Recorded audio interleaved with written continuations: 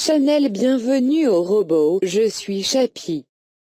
Le crash de l'hélicoptère de l'armée n'est pas dû à un problème technique. Le crash de hélicoptère Mécrédit dans le massif du Saint-Gothard n'est pas dû à une défaillance technique, a fait savoir jeudi le département de la Défense sur Twitter. L'armée reprend dès jeudi les vols en Super Puma. L'accident a coûté la vie à 2 personnes.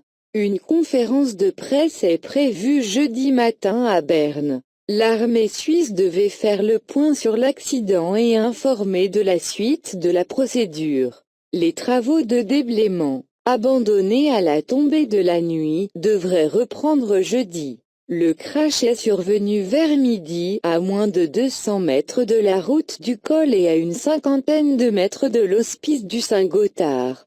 L'hélicoptère participait à un exercice d'inspection de l'Organisation pour la sécurité et la coopération en Europe. Peu avant, non loin de l'hospice au sommet du col, l'appareil a déposé 4 officiers français et des homologues suisses au sol. Le Super Puma a chuté en redécollant, aucun des passagers n'a été blessé.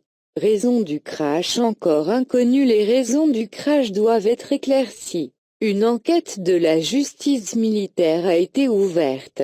Selon le chef de l'armée André Blattmann, l'hélicoptère a touché un câble électrique, mais il n'est pas clair s'il s'agit de l'unique cause de l'accident.